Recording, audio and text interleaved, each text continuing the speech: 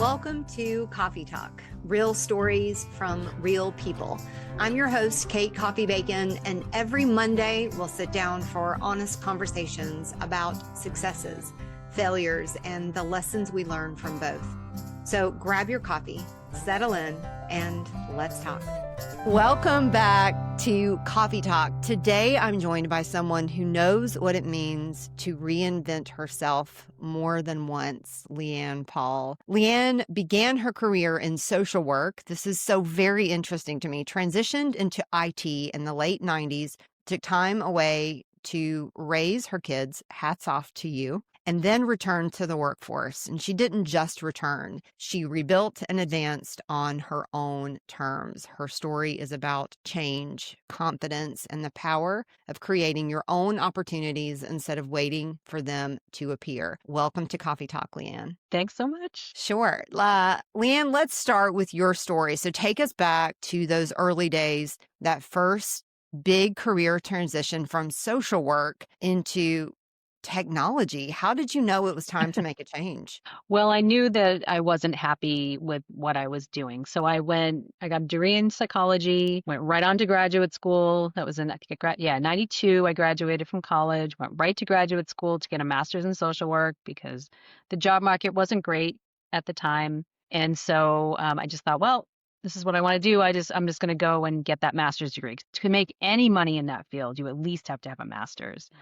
So I did that and then came out of there, and my first job out was like a psychiatric emergency service working overnights, and it was rough. And I had a couple other kind of job hopped for the next couple of years, and I realized I was just blessed with way too much empathy. Like I just brought that home with me every night. I was working with a lot of really troubled kids and broken family situations, and I just felt like it affected me mentally. It affected my relationships. Like I couldn't do it. So, and my hat goes off to people who can do it because it's so important. But for myself, I just got buried in it. And so I thought, now what, right? I spent all this money getting a master's degree. I got all these school loans. I was engaged to be married. And I was like, oh my gosh, what am I going to do? And I went to a career counselor who kind of helped me sort some things out. And one of the things I really liked doing was playing around with computers. So there's not a lot of IT staff in social services. Like usually you don't even have an internal IT person. So I was just the one who would be like, oh yeah, I'll try to figure that out. Oh yeah, I'll get on the phone with, corporate IT and try to figure out how to get this to work. And so that's why I thought, well, why not? I kind of like doing this and I'll give it a try. So I had never thought about a career in IT. I was not good at math in school. And so I never considered any kind of engineering or technology degree.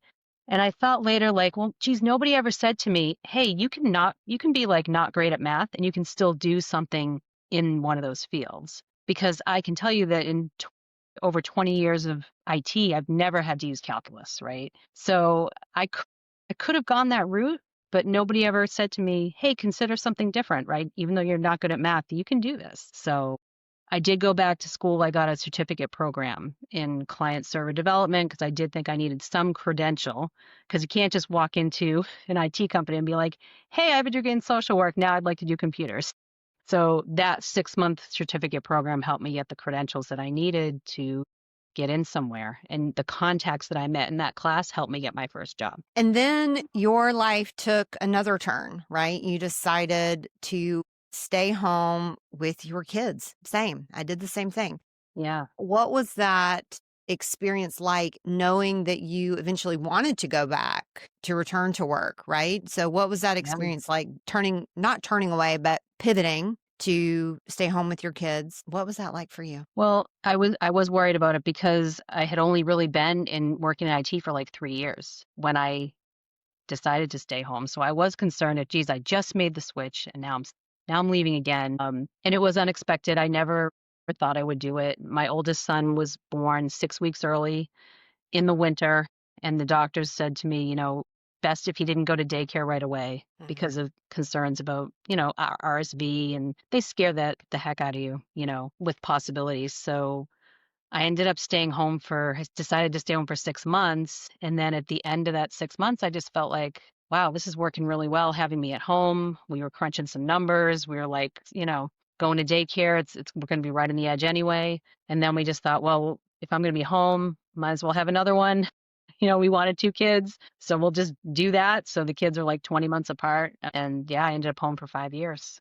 But it was not easy. I mean, mentally for me, I didn't like not kind of having my own money and feeling like I wasn't contributing financially. And my husband was always like, "It's our money. It's not, my money." But I know I was raised by a single mom who worked all the time, and I just never envisioned myself not having a job. But at the same time, I absolutely loved it. I loved being home with them. I loved that weren't trying to rush out the door, going to daycare every morning, which is so hard for people. I know I had friends who were doing it. My sister was doing it. And I feel like, I just felt so lucky at the time that I didn't have to do that. It was great being home with them. Yeah, I did a similar I had a similar path. I mean, I did I have a degree in marketing. I'm a marketer now. I'm kind of one of those rare kind of birds that I'm actually doing what I went to school to do. But in the interim, I own my own business for 10 years. The Coffee Talk listeners have heard me say I was a wedding photographer, and I got into shooting weddings because I thought, oh, I'll just, maybe be gone a couple weekends a year, and ended up shooting, 50 plus weddings a year and being gone all the time. And that was a pivotal moment for me. But I got into it initially because I didn't want to leave my kids. And I Mm, thought, we can have a trade-off. My kid's dad and I can have a trade-off with, I'm home with them in the week. And so I did a very similar thing. And then when I walked away from my career, because was still missing all the games, all the parties, all the things, all the fun things with my kids, I walked away and went, back into traditional marketing, but didn't dive into my career head first, like hard dive in until my kids were almost gone. yeah. I'm an empty nester now, and I work a lot and I love the work that I do. So I completely understand that. And coming back into work after owning my own business and translating the work that I did into a resume, right, can be a challenge, because I'm like, I own my own business. I did it all. Hire me. And they're like, well, Mm, you have experience, but you don't have experience. So then there's that. right. So that when I read that part of your story where you just made things happen for yourself, that was what made me so curious to, invite you to come on to Coffee Talk today. So when you did come back to work, you Mhm. didn't just return, you took very intentional steps to advance your career, to build momentum. What was driving you in that season? What were your goals for yourself? I mean, initially my goal was just to go back and catch up, because 5 years in IT, I mean, there's a lot that happens in that 5 years, and I knew I was behind. Luckily, and I'd done some little like part-time like I sold Pampered Chef while I was home with the kids, and I worked stocking Legos and at retail stores, and I worked at a kids clothing store. So I did keep my hand in the working world a little bit, but I didn't do anything with IT. I didn't do not a thing. So I came back, and it was like, now I got to remember how to do this stuff. And I did go back to the same company that I had worked at before I had my kids. They actually hired me back part-time. I was working 9 to 3 so that I could get home when the kids got home from school. And I had to just dive in.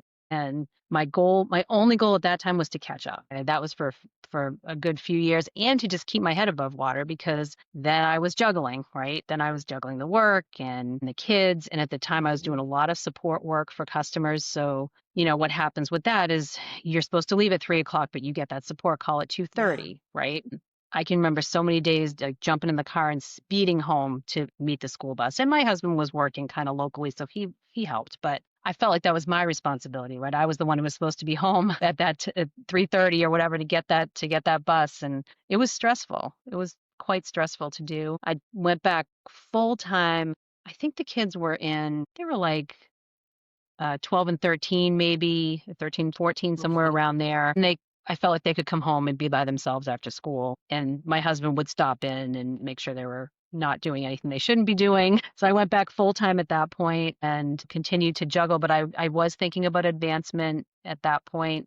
And a position became available at our company. And I did go and ask, hey, I'd like to do this. And I was told, no, I don't think you're ready for that. Mhm. It was like a more of a management position, and I would kind of be a manager over people I was working with at the time. And remember my boss said, yeah, I don't know that, that's something that you're going to like doing. Oh, And in wow. my head, I was like, oh, I think I would. I think I could do that, but they didn't feel I was ready for it. So then I decided I think might have been even a year after that, to leave and do something different. I went to work I was working for a partner at the time, and I went to work on the end user side because I figured, why not get that experience, get that under my belt? It'll make me a better consultant. And I did that for a few years. And then when I looked to go back to the partner side of things, I intentionally looked for a larger partner that would have more opportunities for growth. Because at that Okay. point, my kids were in high school. Like, I think my oldest was a senior at that point, and I just thought, okay, I'm in a position now where I can really focus on work. I want to advance myself.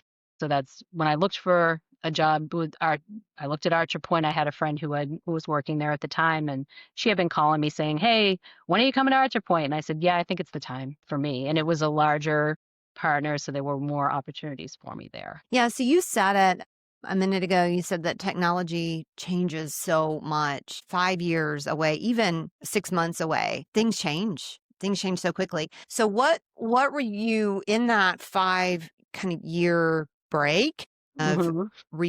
reprioritization? What were you doing to update your knowledge to stay current? Were you reading? Were you doing anything during that time to stay current on changes in technology? I did keep in touch with some people at the company that I worked for before I had the kids. I kept in touch with them as far as kind of what was going on generally in the world of business, at the time, Navision. Yeah. um, but no, I didn't really, I would say technically, like for technical skills, I didn't do a lot. I really Yeah. didn't. And I even considered going back to social work, but in a different area. I did look at that. I thought, well, maybe there's a different part of that I should explore. And I was going to go into like psych testing, something that was a little less one-on-one therapy, a little Yeah. more, give tests, write up reports, things like that. But I would have had to go back to school for another degree for that, actually. And so that's that I did make the decision in the end to just go back and do what I was doing before. It really just was on the job, like remembering how to do it. Yeah. It really Yeah. was. Well, we're all so glad that you made that decision. I am too. I am Yeah. too. It was a good choice. What role did community or even mentorship play in your journey back to work, back to the workforce? Yeah, definitely a couple of women that I was working with at the time that I kept in touch with really helped me. And they had been in the field a little bit longer than me. And it really helped me to figure out, what was my goal? What did I want to Mm, do? Did I want to go back and even do that again? They helped me remember what it was like when I was doing it, because boy, that in that time you really forget, right? How it was. And yeah, just kind of using them as role models too, because those women also had kids and also had been through some stages, right? Another thing that was really helpful was I joined this mothers group called Mothers and More. And that was a group for mothers in transition. So it wasn't just a group for mothers who were staying at home with their kids. It was a group for mothers who had made some type of change in their professional life because of their kids. So some of them were part-time, some of them stayed home, some of mhm. them were full-time. And talking with the women in that group about, even though they weren't doing careers necessarily the same as what I was doing or had done, it helped to see other women in that position and how they were dealing with it, and what would it look like if I was to jump back in and go full time right now. Here's this person over here who's doing it. They're telling me how she only has time to do laundry at 11 o'clock at night, right? Right. That group was really, really helpful. And not only did that group provide social, opportunities for mothers and their kids, and some dads too, by the way, even though it was called Mothers and More, moms and kids, play groups, all that, kid activities, all that kind of thing. But they also did, if they had speakers come in and talk about how to do a resume, how to get your resume back up to speed, what to put on your resume when you've been home for a few years. They had a lot of speakers that came in and talked about how how do you give attention to your professional life when so much of yourself is wrapped up in your kids. So a group like that really, really can help. And it also gave me the chance to volunteer with that group. So I eventually became, a co-leader of that group. mentored other women who had younger kids. And that gave me the opportunity to kind of keep my head in that space as well. So that's a great thing if people can find a group like that in their area. And I know that Mothers and More at the time was nationwide. I hope that it still is. I think that is such a testament to our importance for knowing other people's stories and Uh-huh. leaning on each other. I've had several other mothers on Coffee Talk, and we've talked about that balance of how to do the things that you need to do as a person if you have career goals, and creating that balance and hearing different people's stories, seeing yourself in those stories and figuring out what your path is going to be. There's Hmm. so much community and mentorship, and I love that group. I'm going to do a little bit of research and put that in the show notes if anyone's listening and might need that as a bridge, as a help. A lot of times women that I know they go home with their kids and they get lost in it, Yeah.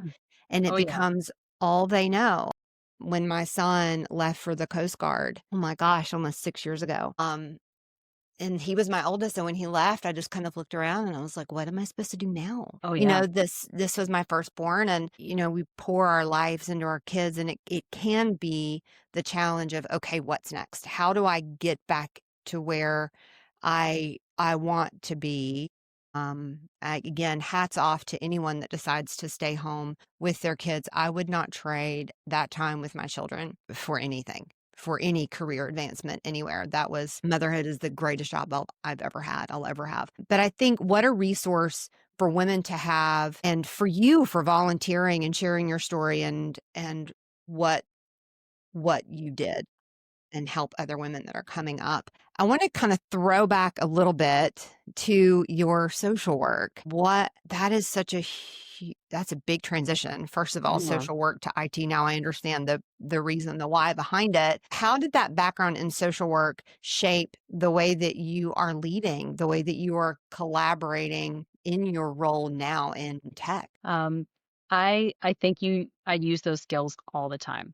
Those are the soft skills, right? And I had a one of my former employer told me, I can teach you the technical skills, but those so-called soft skills are harder to teach. Those are the skills around being supportive and empathetic for people that you lead.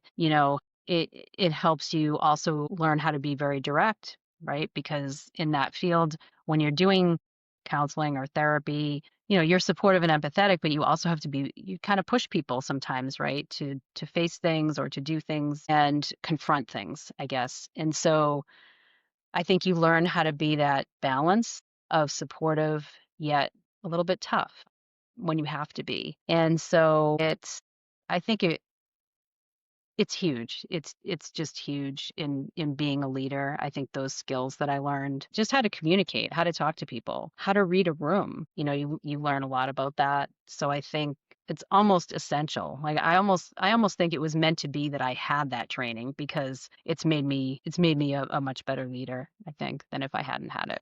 I'll say, after being a stay-at-home parent essentially for as long as I was, man, the things that we have to juggle, so many things all at Oh once, yeah. especially like conflicting schedules and just all the balance of just the things happening under your own roof. I would hire someone coming back into their career in a second, because Mhm. I know that there is time management skills, the soft skills that you're talking about, the listening, the being able to quickly problem solve and Uh-huh. pivot, managing multiple needs all at the same time, multiple priorities, deadline, all of those things. That is the real balance of being at home and managing a family. I would hire someone coming back into work in a moment because of, you said, those soft skills. I love this story, is so inspiring. I love hearing about how you went back to work and you weren't being given the opportunities that you deserved. And so you went and found them. You have them. You're making that happen for yourself. That mindset, I think, is something that a lot of people need to hear right now, that if you're not happy with where you are, if you're not being given the opportunities you know you need, step out. I use the phrase, get out of your own way and step out and make that happen for yourself. Also look for those opportunities, because don't just wait. I think a lot of times we wait for somebody to hand it to us, right? And I think you have to ask. You just have to ask. If you see it and you're in a company and you see this opportunity over here, ask about it. Even if maybe you don't have all the qualifications or the requirements, but why not? If you don't ask, you definitely will never get it. So reach out and ask, say, hey, I might not quite, fit XYZ, but I've got these other skills over here that I could bring to it. Could I, hey, give me a try, right? I think it's always worth asking. And I've done that, and I've ended up where I want to be. So that's worked out for me. And I've had a lot of no's too, but you eventually might get a yes, and then you end up in a better place. I think it's important for leadership to ask. I mean, we have year reviews at my company every year, and one of the questions that I ask is, are you on the path that you want to be on?